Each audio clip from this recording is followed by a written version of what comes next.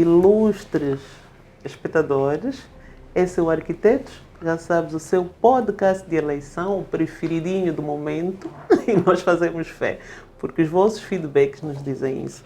E já sabe que Arquitetos é um podcast que diz respeito a todos nós, não só engenheiros, não só arquitetos, mas como todos aqueles que intervêm no processo de concessão de espaços organizados, que vão desde o ordenamento do território até as edificações. Seja bem-vindo.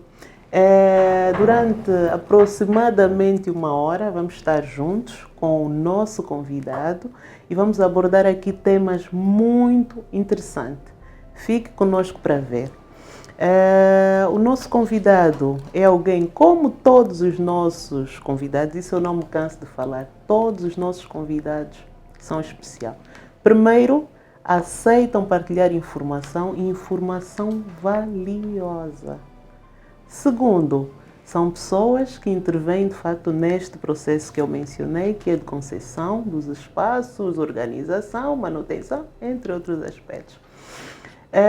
Hoje vamos falar sobre edificações e não serão edificações quaisquer. Vamos falar do nosso património edificado, dos nossos edifícios, né?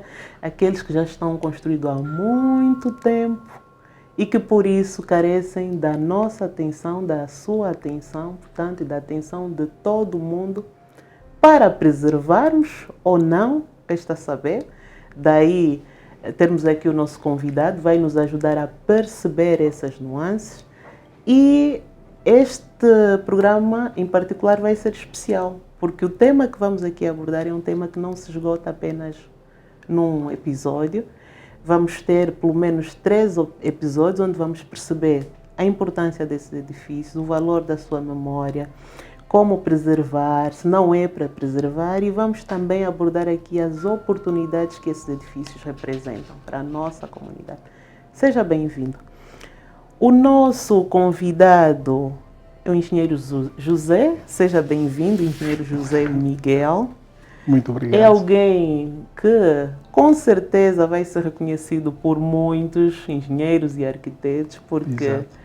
Também já tem estado a nível da comunicação social a apresentar o seu ponto de vista de diversos assuntos. Esteve ligado à associação, está ainda, não é?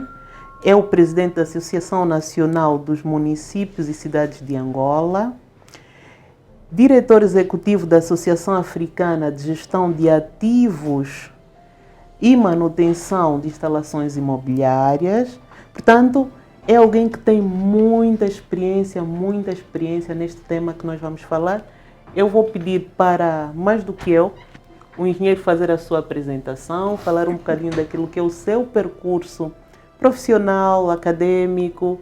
E quem já nos assiste há algum tempo já sabe que nós temos aqui uma pergunta de praxe, que é o que é que lhe levou a esta área da construção civil? Por que ele é hoje um engenheiro civil?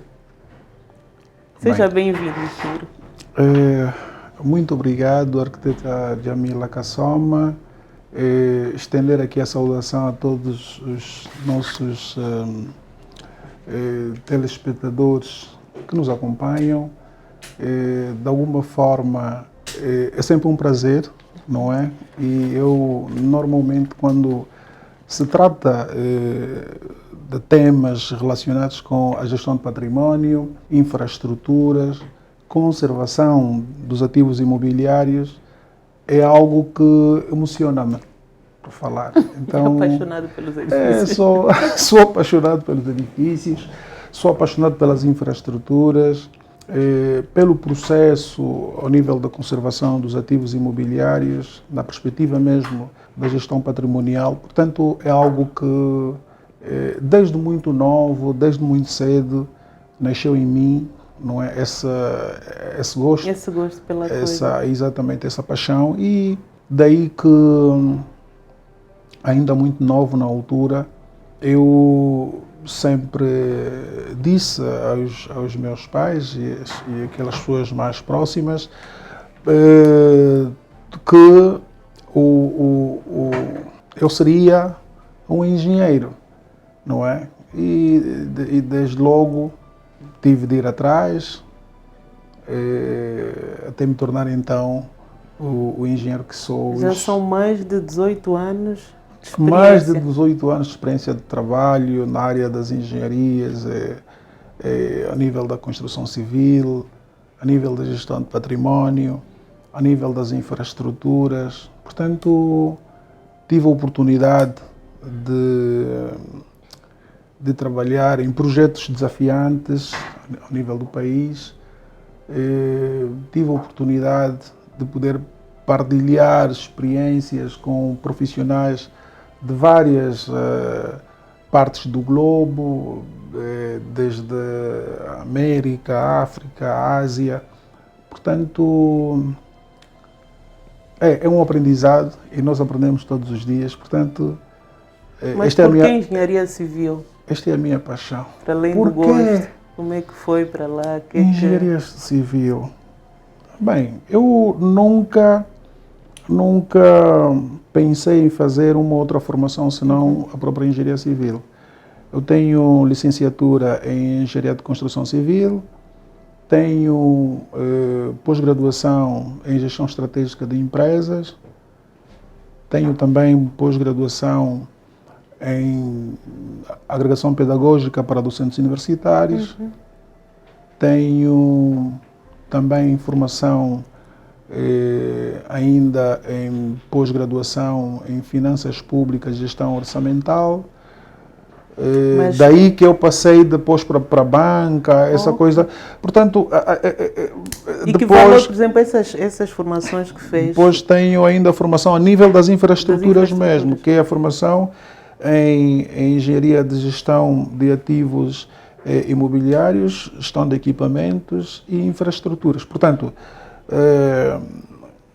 na altura fiz porque eu inicialmente começo na construção civil, na altura como encarregado de obras, trabalhei na altura no grupo Cical Andrade, exatamente, uma empresa que tinha representação, tem aqui no Reanjinga, o edifício Reanjinga, na verdade que está aqui ao lado, sempre foi de propriedade do grupo Cical, empresa histórica, não é, em Angola. Portanto, fui eu na altura quem fez o trabalho de construção e melhoramento ao nível do estaleiro central da Cical, fica aí em Viana, do lado do posto do mercado de estalagem.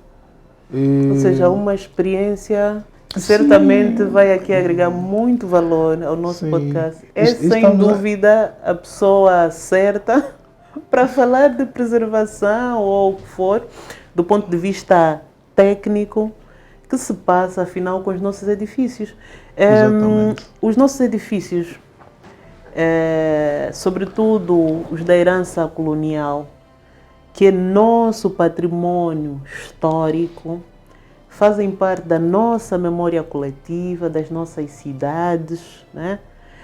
Portanto, são nossos, têm esse valor de memória. Que nos siga, porque haverá um programa específico onde vamos falar sobre, tintim por tintim, como se diz, sobre esses edifícios, o que é que eles representam, como é que eles foram edificados, o período histórico, a história que está de volta desses edifícios. Portanto, eles são especiais. E nos 2 últimos anos, vimos assistindo o colapso de estruturas, de alguns edifícios, né, no fundo, e um bocadinho, pronto, aquilo que tem sido mais mediático tem sido Luanda, a capital, a menina dos nossos olhos, né? Mas é uma realidade transversal a outras províncias, porque de certa forma são edifícios construídos mais ou menos na mesma época. E o que é que eu, particularmente enquanto arquiteta, vou percebendo? Há muitas nebulosidades.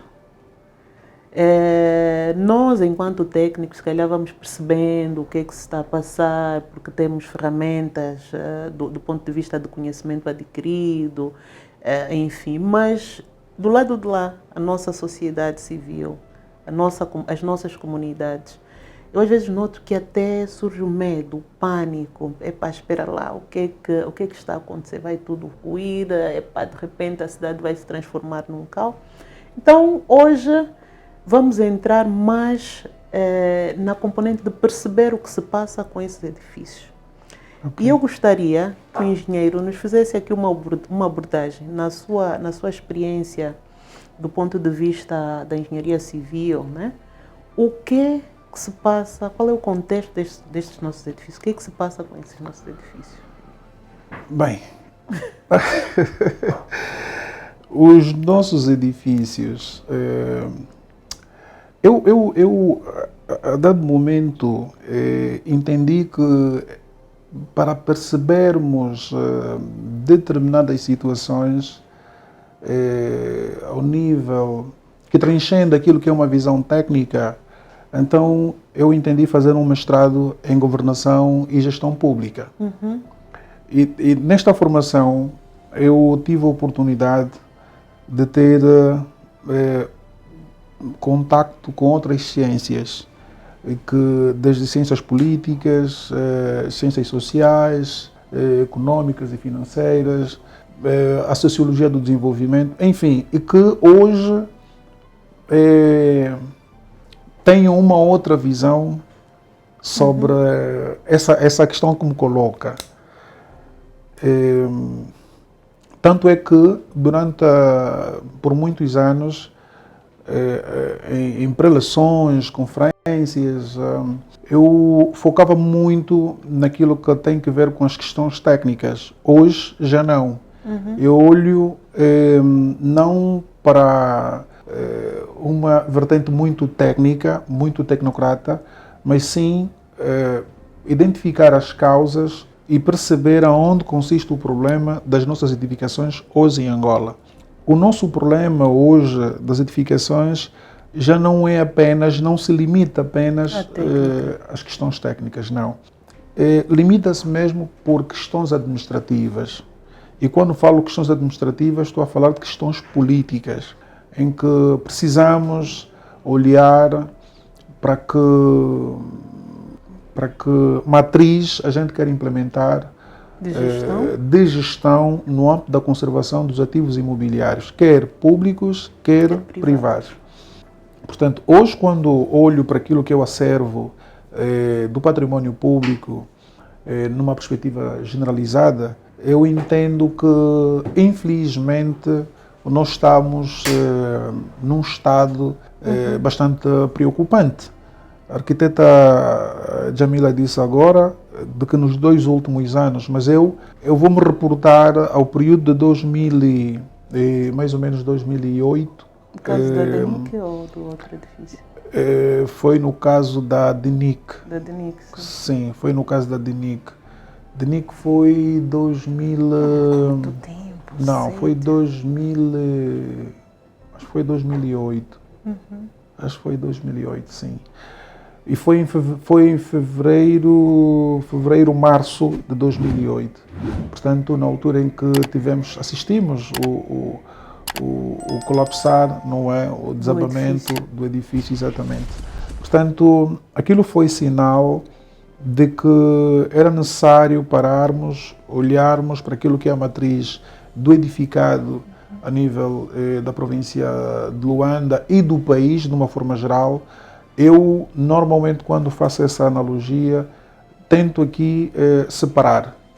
Eu tento buscar aquilo que é a Luanda antiga e aquilo que é a Luanda nova, numa perspectiva específica para Luanda. Mas olhando para aquilo que é a generalidade a nível do país, eu tento olhar para aquilo que é a Angola nova e a Angola antiga, na perspectiva do edificado apenas. E nós vamos encontrar edifícios que, para nós que vivemos e sentimos, respiramos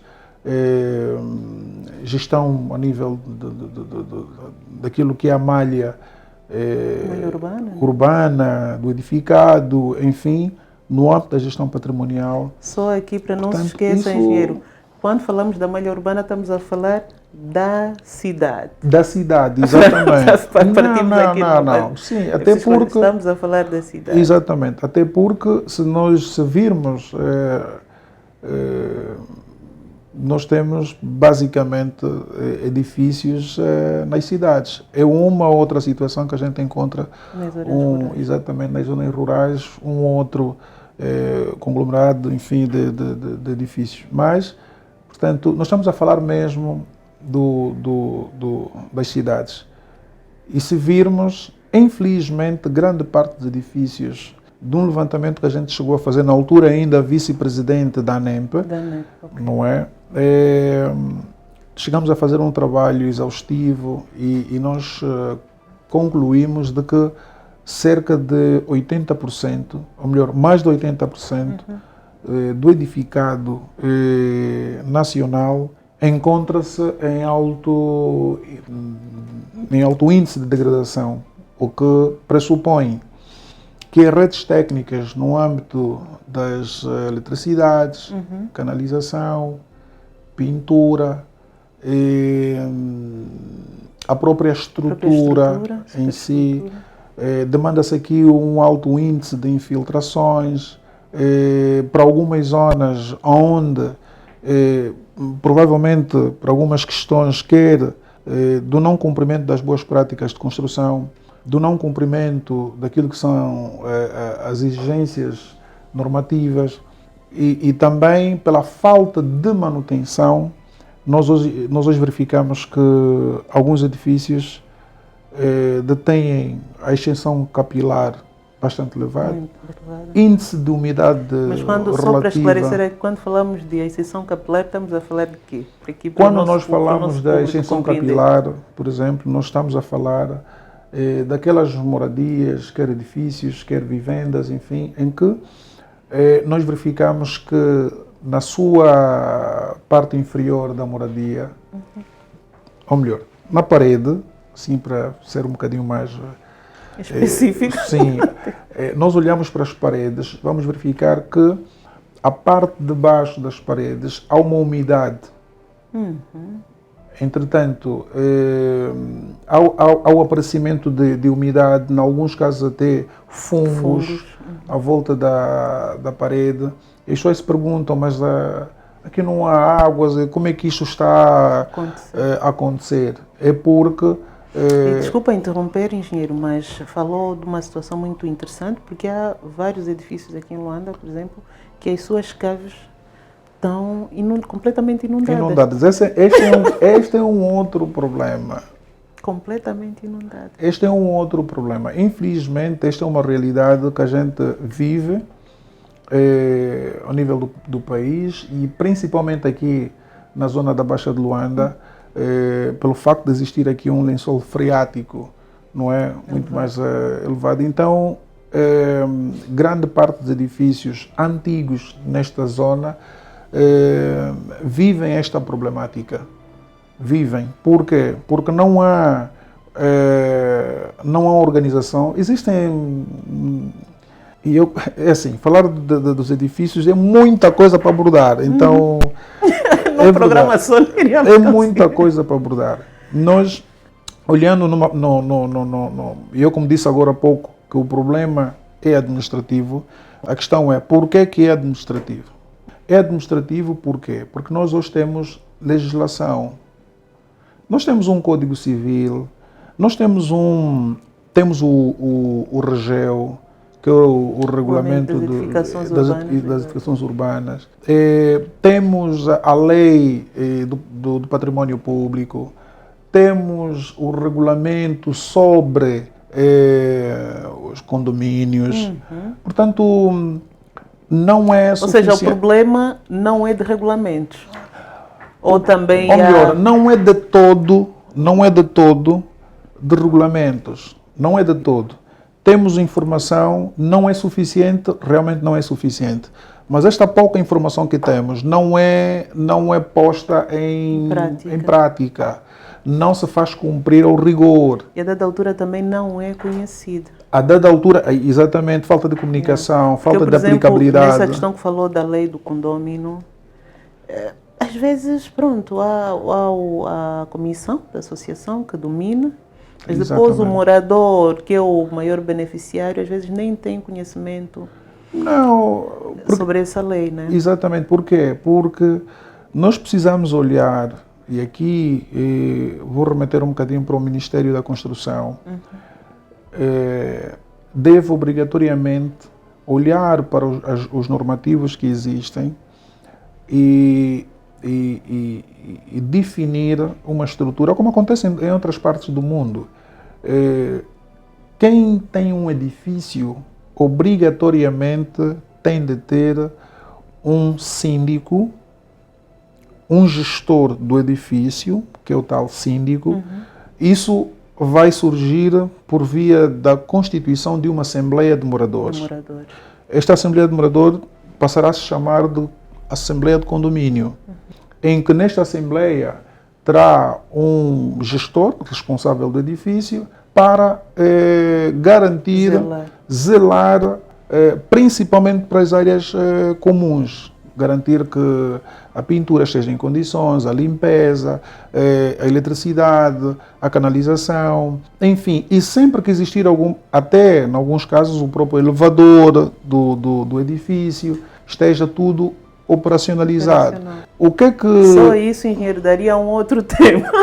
Só isso daria um outro tema. Exatamente, só isso daria um outro tema. Por que eu digo isso?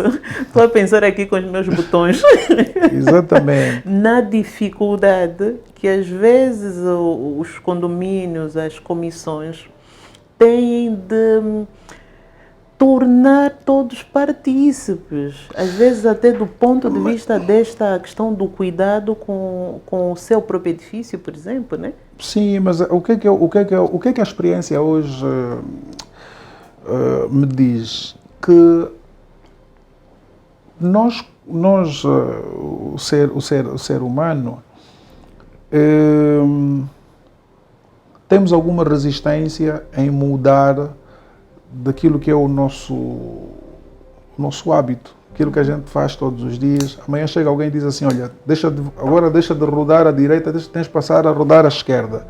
No princípio há uma resistência, mas isso é natural do ser humano. E também a experiência me diz que quando esta mudança é acompanhada de informação, de sensibilização, esclarecimento, sem muitas zonas cinzentas, muito facilmente as pessoas se vão rever nessas mudanças. E aí está a questão do condomínio que estamos a falar, da criação da Assembleia de Condomínio. Isto já existe, isto está previsto na lei. O nosso Código Civil, penso ser o artigo 1429 e seguintes, aborda tudo isso. Aborda desde a obrigatoriedade de se criar essa Assembleia de condomínio, de moradores, e a própria Assembleia deve eleger alguém que vai responder pelos condôminos e para defender os interesses, não é, da coletividade. Portanto, isso não é posto em prática. Não existe ninguém que fiscalize, mas isso tudo começa por trás. Começa por trás por quê? Porque em outras partes do mundo, nós, por experiências que a gente vem partilhando, nós fizemos formação, quer a nível do Brasil, Portugal, e a formação principalmente dos cursos de capacitação, que depois também cheguei a fazer, mesmo ainda a nível da gestão de manutenção predial. Exatamente, tive com a Vantagem Imagem em Portugal a fazer formação, aqui em Angola também. Bem, outras conferências que a gente participou e discutimos, trocamos experiências em Portugal, em Cascais e outras, Brasil, enfim. E tudo isso a gente olha e agora, através da Organização Africana de Gestão de Instalações Imobiliárias, em que eu fui o diretor executivo representando Angola, até agora há pouco tempo, tive que colocar o meu cargo à disposição por causa deste novo desafio que assumi ao nível da ANCA. Okay. Exato. Portanto, o que é que ocorre? Infelizmente, nós hoje concluímos uma obra e o dono passa a ocupar o edifício sem ter uma certificação de todas as infraestruturas que compõem o sistema do edifício e sem uma licença que lhe habilite a utilizar o edifício. Hoje nós fizemos confusão. Isso vai desde a habitação mais simples desde, até os edifícios. Desde a habitação mais simples até aquelas mais complexas. Portanto, não se deve permitir que uma moradia que foi construída seja habitada, seja posta em funcionamento, em operacionalidade, sem antes ter uma licença para se ocupar esse edifício. Licença de habitabilidade. Licença de habitabilidade. Não estou a falar da licença que é passada, o certificado que é passado pelos bombeiros e, em alguns casos, pela saúde, Ministério da Saúde. Não é isso. O que eu estou a falar é um certificado que o Ministério da Construção devia, olhando para as suas competências, devia desenvolver e depois fazer essa descentralização para os municípios, delegar competências com técnicos, com formação, exatamente, técnicos com formação. É um processo e a gente vai chegar lá. O que é que ocorre? Quando nós estamos a construir uma casa, nós vamos buscar uma licença de construção. Esta licença de construção nos habilita apenas para construir. Depois de nós construirmos a nossa casa, temos que ter um certificado da rede elétrica para ver se a rede, os circuitos, o enfiamento, o nível de fios, a cabelagem toda que foi posta. Se não oferece até riscos. Se não oferece riscos, se obedecem às normas internacionalmente e as boas práticas que são implementadas, quer a nível das ISOs, refiro-me à ISO 45001, a 55001 e vamos olhar também para a ISO 9001, que remete à qualidade. Exatamente. Portanto, tudo isso tem que estar alinhado. E se não existir um certificado que certifique a rede elétrica, a rede hidráulica, a rede de gás, em algumas situações que se impunha. Por exemplo, essa questão que está a falar é muito interessante.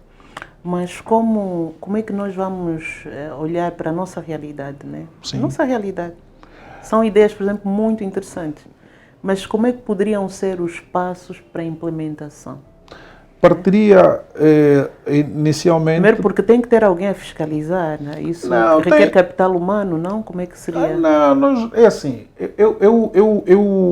eu na altura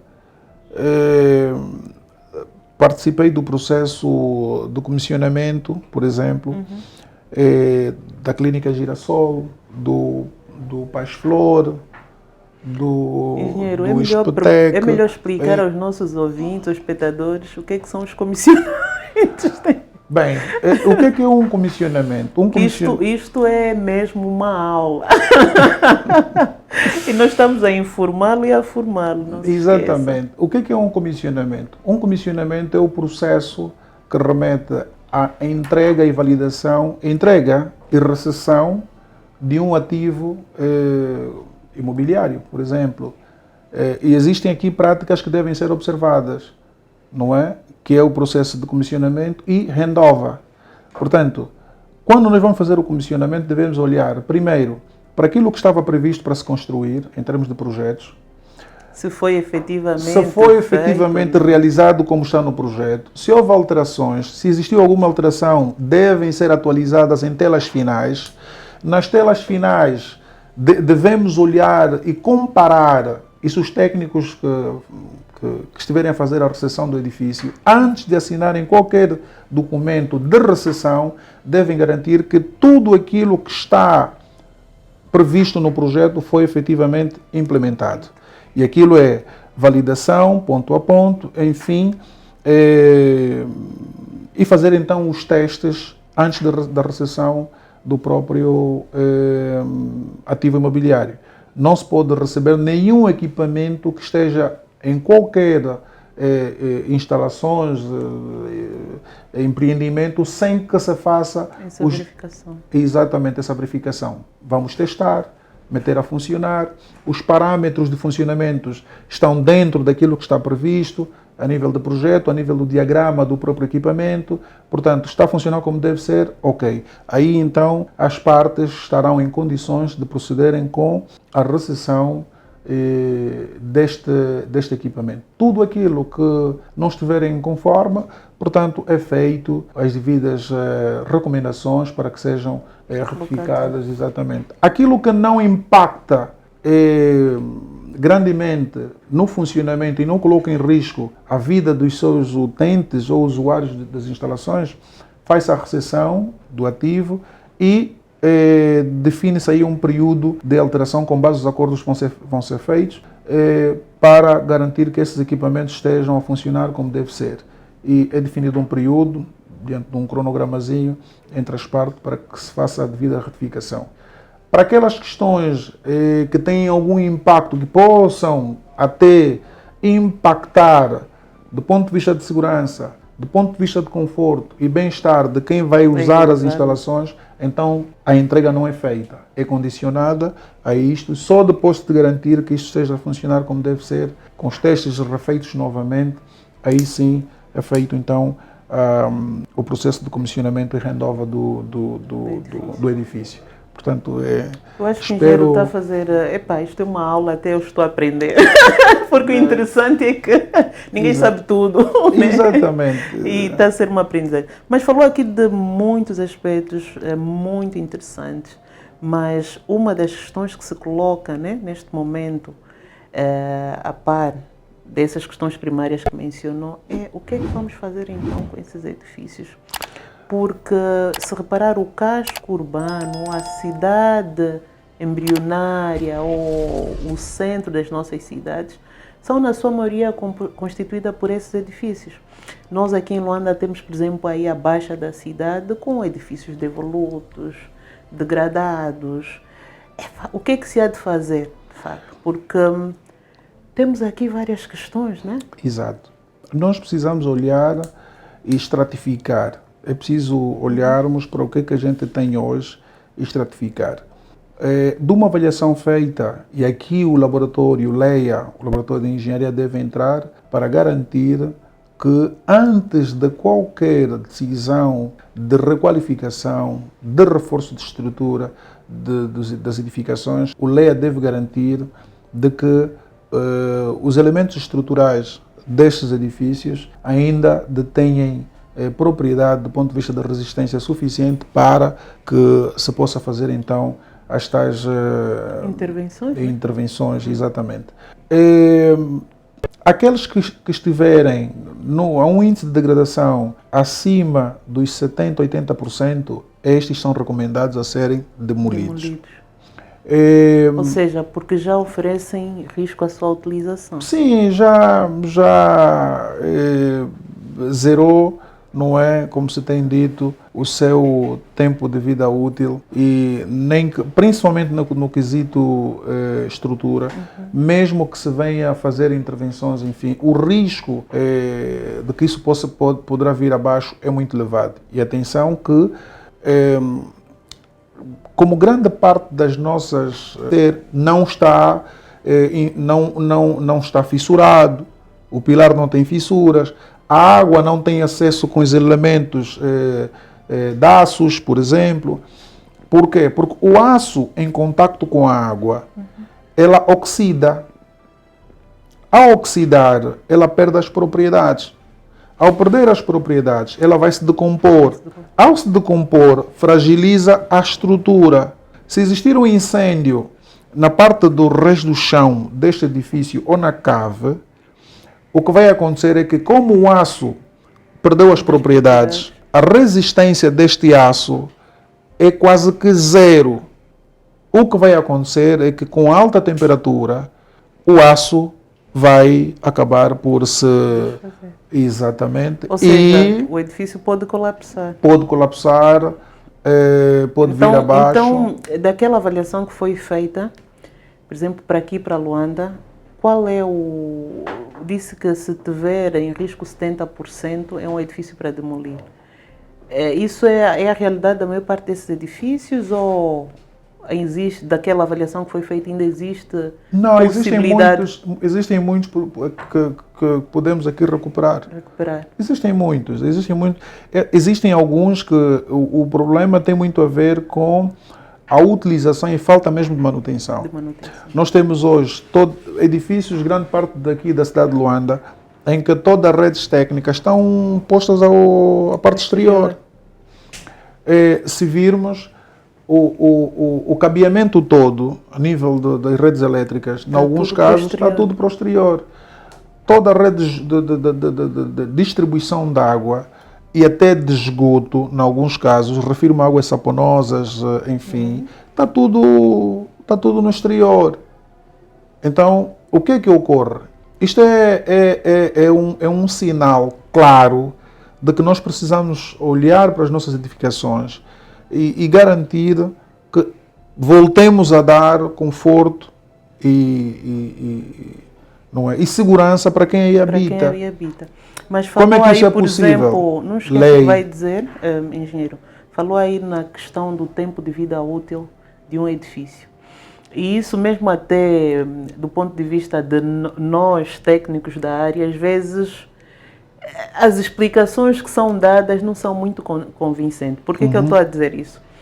Existem edifícios por aí, pelo mundo, históricos, que já passaram 100, 200 anos, estão lá em pé. Claro, alvos de manutenção, reabilitação, entre outros aspectos. E existem, nós temos aqui, os nossos edifícios devem andar aí 60 anos, né? Mais ou menos. E as pessoas falam, não, já passou o seu tempo de vida útil. Então, era bom aqui termos aqui a oportunidade de esclarecê-lo e formá-lo, para perceber, quando estiverem a falar do tempo de vida útil do edifício, não ficar ali a nadar, né? O assunto. Olha, este é mesmo uma questão pertinente. Bem nebulosa. É verdade, é pertinente porque isso gera muitas conversas. Até já ouvi algumas pessoas dizerem que os edifícios não têm tempo de vida útil. E eu olhei assim para a pessoa e, bem, eu acho que carece mesmo de um esclarecimento. Clarece. Exato. O que é que ocorre? Os edifícios, e eu costumo a fazer esta comparação com as viaturas. Uma viatura, contabilisticamente, tem um período de 4 ou 5 anos de tempo de vida útil. Depois deste período, ela, do ponto de vista contabilístico, é dado como zero. É uma viatura que já não tem custos sequer do ponto de vista contabilístico. Por quê? Porque o engenheiro mecânico e os demais que estiveram envolvidos na construção de uma viatura, normalmente o que é que eles fizeram? Eles calcularam que uma viatura, durante o ano, ela em média funciona perto de mais ou menos 20 mil quilómetros por ano.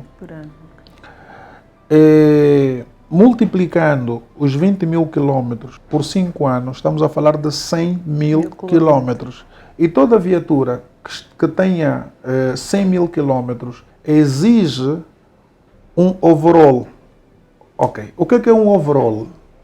Overhaul é uma intervenção que vai para além da manutenção do filtro, do óleo, dessas questões, dos calços, enfim. É uma intervenção mais profunda que requer muitas vezes trocar alguns elementos no motor, requer trocar alguns elementos que, de alguma forma, poderão colocar em risco a própria viatura.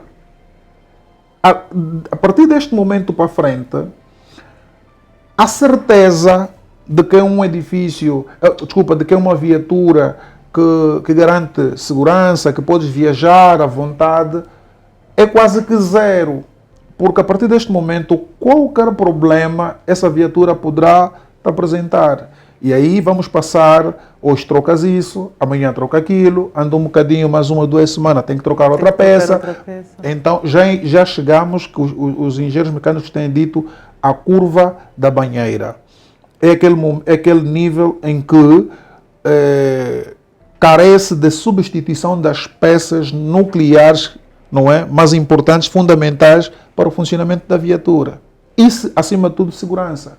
O mesmo acontece com os edifícios. Nós temos estado a dizer, e cientificamente está provado,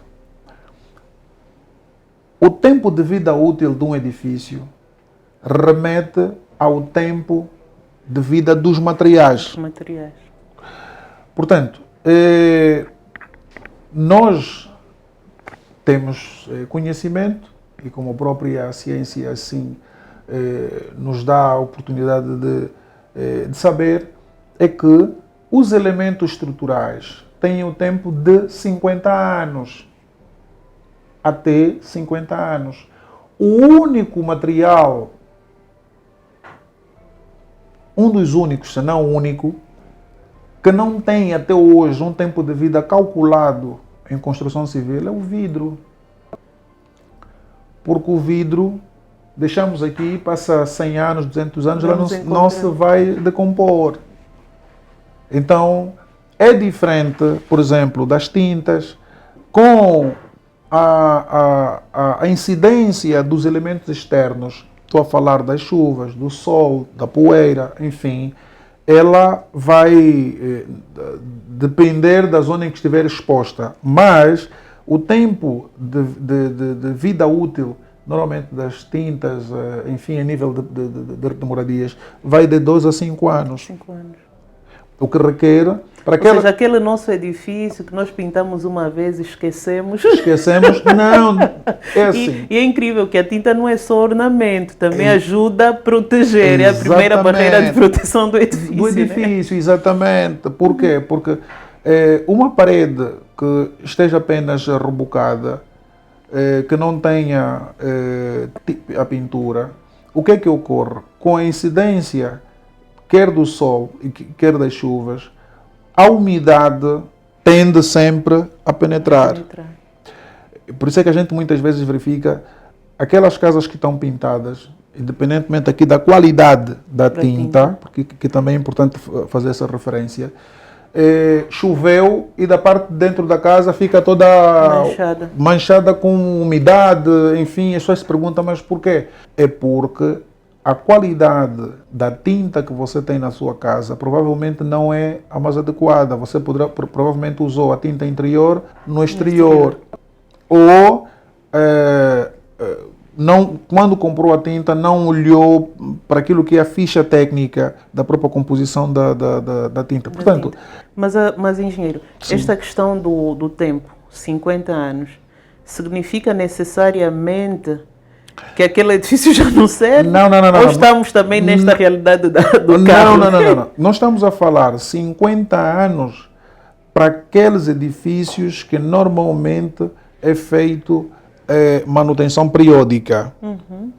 E aqui referir mesmo. Para aqueles edifícios que normalmente são feitos manutenção periódica, até 50 anos, o edifício ainda está firme e forte. Firme, exatamente. Depois dos 50 anos, é preciso fazer aqui alguns estudos mais profundos.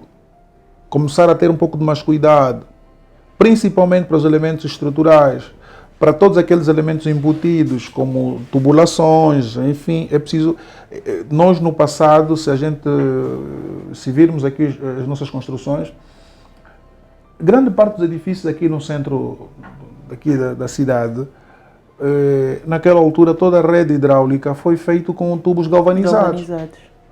E hoje já não se recomenda o uso desse material. Por quê? Porque depois se verificou que com o passar do tempo os tubos vão envelhecendo e ela vai degradando e essas partículas do tubo chega até as nossas cozinhas e usamos daquela água. Muitas vezes as pessoas usam água não tratada, não têm filtros com algum com algum elemento que permita filtrar as bactérias, enfim, e consomem aquela água. Hoje, e também verificou-se que muitas são as situações em que surgem vários vazamentos por causa da própria falta de flexibilidade desses tubos. Por quê? Esses tubos são basicamente tubos rígidos. E nós sabemos que toda a construção, depois de algum tempo, ela tem o período de trabalhabilidade, em que ela vai assentar até atingir o ponto zero. O que significa, eu não sei como é que se as pessoas estão a perceber, o assentar até atingir o ponto zero. Está bem claro, o assentar é ir... Exatamente, porque... assim, se adaptando, se podemos dizer, ao próprio terreno, à própria zona onde está implantado. Exatamente, até atingir o ponto zero. Depois de atingir o ponto zero, o que é que ocorre? Esse edifício está seguro, sentou, está seguro. E aí, em alguns casos, em função da diferenciação ou dos diferentes tipos de solos que a gente constrói uma casa, não fizemos os estudos geotécnicos, que são o estudo dos solos. O que acontece é que você põe aqui um pilar, põe aqui outro pilar, põe aí o outro. Essa distribuição de cargas, normalmente, em algumas situações, é uniforme. E o peso... aí a pressão. Há uma pressão que é aplicada sobre os solos. Se este solo que está deste lado é diferente deste solo, ela não aguenta muita pressão, o que vai acontecer é que aqui vai ter mais assentamento, não é, do que do outro lado. E este assentamento não uniforme pode aqui criar algum colapso na própria estrutura. E esse colapso significa que a movimentação do edifício pode fazer com que esses tubos que na altura usava-se, que são os tubos galvanizados, por se tratarem de tubos rígidos, não flexíveis, elas podem quebrar. Engenheiro, temos mesmo muitos assuntos. Acho que aqui a nossa produção, os nossos edifícios vão dar 3, 4, 5 programas. Nós estamos, mas há aqui um aspecto disponíveis. Muito interessante, que é a questão que mencionou até mais atrás, que tem a ver com a responsabilidade. O Estado e o privado. Confesso-lhe que eu muitas das vezes também vou refletindo, ok, os edifícios estão nesse estado que nós vemos, alguns carecem de intervenção, vai passar pela demolição, reabilitação, o que for, mas essa responsabilidade é unicamente do Estado ou é uma responsabilidade partilhada? Ok. Também é um outro tema que daria 2 programas. Tem levantado aqui muitas questões. Bem, o que é que ocorre? Para os edifícios de tutela do Estado, é responsabilidade do Estado. Para os edifícios... Mas quando nós falamos edifícios de tutela do Estado, para o nosso espectador perceber, é o quê?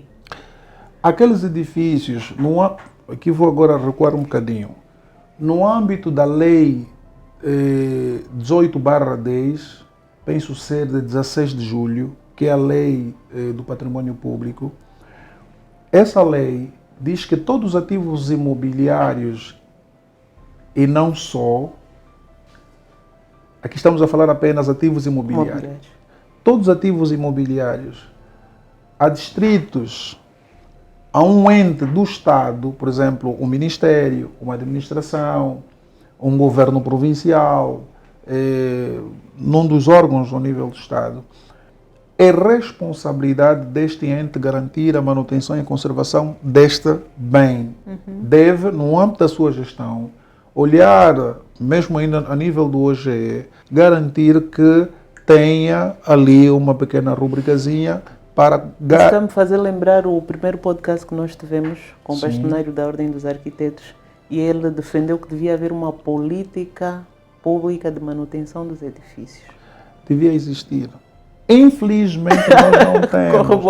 Corroboro. Daí eu estar a dizer que hoje, nas minhas abordagens, eu já não falo sobre o que é a manutenção. A manutenção é a conjugação de várias ações que resultam na garantia do funcionamento de um determinado ativo, pelo menos dentro dos limites calculados pelo fabricante ou pelo construtor. Não, já não falo isso.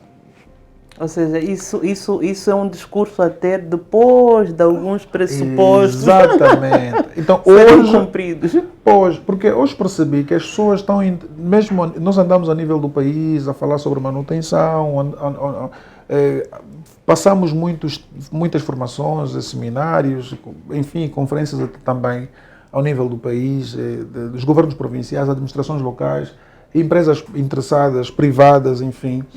E as pessoas têm interesse. Hoje as pessoas já começam a ter uma sensibilidade sobre este tema, e principalmente pelos últimos episódios, se recuarmos no tempo. Quando o Estado dissesse, olha, vocês têm que abandonar o edifício em 24 horas, ninguém mostrava alguma resistência. Mas hoje, se o Estado chegar e dizer assim, olha, vocês têm que abandonar isso em 24 horas, todo mundo vaza daí. Então, as pessoas estão a ter... Fugir. Exatamente, as pessoas estão a ter consciência. O que ocorre hoje, infelizmente, é que o problema já não é só técnico, o problema é administrativo. E eu, quando falo administrativo, é que precisa-se de uma equipa multidisciplinar que sente e organiza uma estrutura e diz assim, meus camaradas, a partir de hoje não se poderá mais autorizar, não é, que as pessoas habitem em qualquer edifícios, edificações, enfim, sem que se tenha uma licença de habitação. E essa licença tem os requisitos. Quais são os requisitos? Os certificados que nós falamos aquela hora a nível das infraestruturas e uma série de situações. Este é o ponto inicial. Depois disso, vamos olhar para aquilo que o nosso Código Civil diz. Devemos criar assembleias para todas as edificações, quer horizontal, quer vertical. Mas ali estamos a falar da componente da responsabilidade do Estado. Aqui é a componente da responsabilidade do Estado. Enquanto dono de algum... Não. Quer dizer, não. Enquanto está a ordenar, né? Enquanto regulador. Aqui o Estado entra como regulador, quer para o próprio Estado e quer para o privado. O cidadão comum que tem um edifício. Mas agora, do ponto de vista mesmo dessas questões de reabilitação, demolição... Não, isto é o dono. Como é o dono? É o dono. Se for o Estado, é o dono, portanto. Se for o Estado, é o dono. Se for o privado, é o dono. É o dono. O privado. O privado. Pois, por quê? Mas, por exemplo, a realidade desses nossos edifícios coloniais enquadram-se em qual? Não, vou buscar um exemplo muito prático. Alguém outro dia, ainda na véspera, estava na Rádio Luanda com o Paulo Miranda e questionaram-me assim, mas esses edifícios, esses agora que desabou, acho que foi o número 41, daqui do Valódia, que desabou, de quem é a responsabilidade? Eu que acabei de dizer agora. Na minha visão, enquanto uma pessoa, enquanto um profissional da área, enquanto um especialista no âmbito daquilo que tem a ver com as engenharias de gestão de património edificado, eu costumo dizer que a responsabilidade aqui é do dono. Por quê? Porque a lei existe, independentemente do Estado fiscalizar ou não, há uma lei que diz que todos nós devemos, enquanto tivermos um edifício, devemos constituir uma assembleia. Está na lei. Mas deixa-me entender, nesse caso estamos a falar de uma responsabilidade que começa no Estado e depois, por exemplo, no morador ou nos utilizadores? Não, o Estado, aqui, a minha visão para o Estado é a falta da obrigatoriedade. Okay. Mas a lei já existe, o Estado já legislou. A lei está aí, já existe, o Estado fez a sua parte, está aí. Mas o Estado não deve só fazer e parar. Neste caso em concreto que estamos a falar dos edifícios que se encontram exatamente nesses estados, é olharmos se esses edifícios ainda continuam na esfera do Estado ou se já foram vendidos ou cedidos para outros, exatamente para o privado. Se foram cedidos para os privados, então a responsabilidade aqui é transferida para o privado. Que tenha, enquanto dono do imóvel, tem a responsabilidade de garantir que faça a manutenção e conservação daquele ativo. Okay. E esse pensamento, no fundo, depois podemos estender aquilo que são as novas centralidades, né? Este é um outro problema. E oxalá que tenhamos tempo de ter um engenheiro aqui também para um dia vir abordar a questão das centralidades. Vamos abordar esse tema. Portanto, engenheiro, falamos aqui de coisas muito interessantes. Espero que tenham acompanhado, tirado também aí umas notinhas e não caírem, sobretudo, nas conversas de corredor que às vezes induzem a erros. Por exemplo, o nosso próprio Código Civil não só define aqui a obrigatoriedade da constituição das assembleias, como também diz, na sequência dos mesmos artigos, diz que o seguro de multirrisco, por exemplo, este vosso edifício, tem de ter um seguro multirrisco. Aí se estivermos a olhar na componente depois...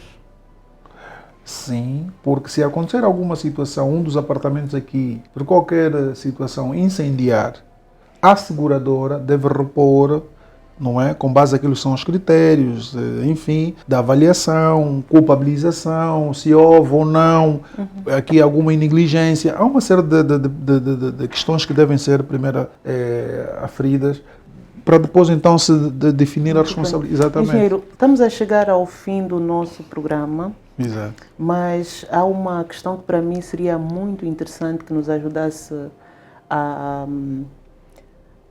perceber, no fundo, isso seria em tom também de síntese, né? Exato. Nesse momento, quais são os principais desafios que nós temos a nível do país desses edifícios, na sua perspectiva? Na minha perspectiva,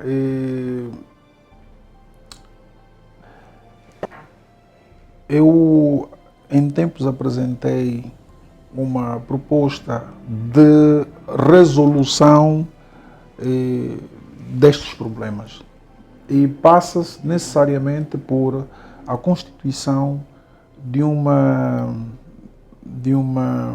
a constituição ou dar alguma capacidade em algum órgão já existente para que ela possa, de alguma forma, no âmbito da sua atuação, garantir que na transversalidade, junto do Ministério da Energia e Água, Serviço de Proteção Civil e Bombeiros, os governos provinciais e o Ministério da Construção possam, de forma multidisciplinar, trabalharem nesses processos. Garantir que tudo que é legislação existente hoje deve-se canalizar para este órgão, e este órgão, no âmbito da sua responsabilidade de regularização, não é? Ou melhor, enquanto regulador, garantir que estas leis, estes regulamentos sejam implementados já. E depois então iremos passar para uma outra fase. Qual é a outra fase? Que é a fase da implementação das taxas. O governo irá rentabilizar. Quando as pessoas se sentirem confortáveis, seguras, viver em edifícios em que tudo está a funcionar, a cidade ficou bonita, as coisas estão a acontecer. O risco, por exemplo, de desabamento reduz significativamente. As pessoas, eu costumo dizer que a manutenção joga um papel preponderante para a saúde das pessoas.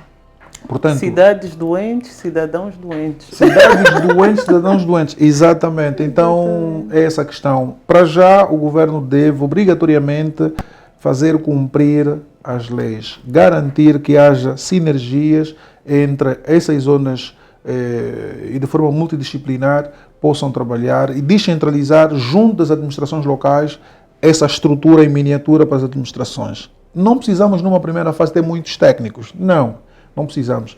O que precisamos, até enquanto regulador, o Estado deve recorrer às associações, deve recorrer a cooperativas, deve recorrer a consultores independentes que vão ajudar. E esse custo não precisa para ser transferido para o Estado.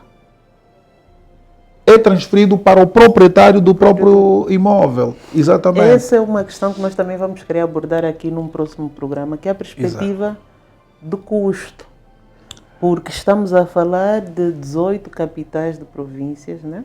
Que têm edifícios mais ou menos com o mesmo ano, né? Construídos mais ou menos no mesmo ano, e que padecem desses problemas.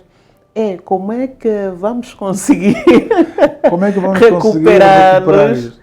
E com alguma qualidade, mas isso vamos ficar para um próximo programa. Existem propostas para isso. Existem, então o engenheiro acho que vai fazer parte do próximo, mas um outro convidado também, sobretudo do setor imobiliário, que seria interessante ter aqui alguém do setor imobiliário para ver qual seria a perspectiva do ponto de vista de rentabilizar, porque isso também oferece aqui oportunidades de negócios brilhantes. Aliás, fora do país há cidades que são regeneradas com a participação do setor privado. Exatamente. Então, vamos deixar aqui lançado o fio, vão refletindo, vão pesquisando.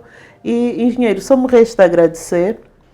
Não é fácil ter profissionais de excelência aqui a partilharem o seu conhecimento. Eu vi o currículo do engenheiro, fartou-se de fazer formações, ou seja, investiu financeiramente para se capacitar. E eu estar aqui a partilhar aqui, na minha opinião, pérolas de conhecimento. E é isso que a nossa sociedade precisa hoje, é ser formada e ser informada por pessoas que dominam aquilo que estão a falar. Obrigado, muito para depois obrigado. Não ficarmos nas conversas de café, que também são importantes, ajudam sempre a desanuviar, é óbvio, mas pelo menos nessas conversas falamos com alguma propriedade dos assuntos. Engenheiro, muito obrigado, vai ser sempre aqui bem-vindo, sobretudo para essas questões e outras, então eu só posso mesmo agradecer. Obrigado. E para si que ficou ali coladinho ao sofá, cadeira, no carro, onde estiver, eu só posso agradecer e pedir encarecidamente o vosso apoio para divulgarem, para partilharem. Se calhar, você já sabe, não precisa, mas há outras pessoas que precisam de ser informadas. E nós temos mesmo que maximizar o conhecimento, sobretudo aquele conhecimento que vai ajudar a edificar o nosso país, a edificar os nossos cidadãos, né? E tornar-nos, de facto, aquilo que é o desejo e o sonho de todos nós numa nação próspera, né? Uma nação próspera não é só aquela que tem dinheiro, mas é aquela que tem um capital humano de qualidade. E esse é o nosso objetivo. Muito obrigado mais uma vez. Obrigado. Engenheiro, muito obrigado. Muito obrigado. Realmente, o capital humano é a maior riqueza que qualquer nação pode ter. Exatamente. Pode ter. Exato. Muito bem.